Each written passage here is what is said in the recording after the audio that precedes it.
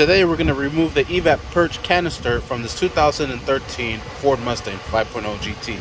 Alright, first thing we're going to do is going to go ahead and remove these 4 nuts that are on this bracket. We're going to use a size 13 millimeter to get those off. So let's go ahead and break them loose. Alright, and then we'll put them in a nice safe location. I like to put them in this magnet holder. Let's go ahead and remove this top support. Set this over to the side. Let's go ahead and pop open our cover. And from the rear, there it is. We'll set this over to the side.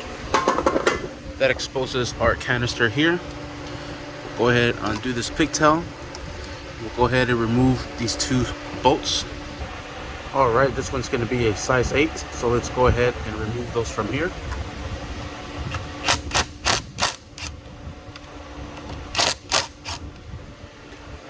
Put these bolts in a nice safe location.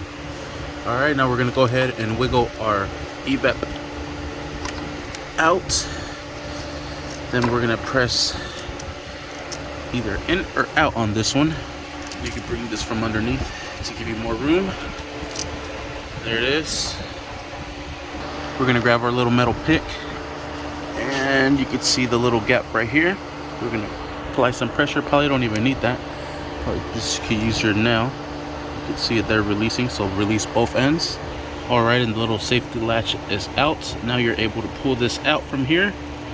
Suggest you use both hands, and there you have it. And that is how we remove this canister from there. Thank you for watching. Make sure you stay tuned to the next video of how to install this purge valve. Thank you for watching. Please like and subscribe.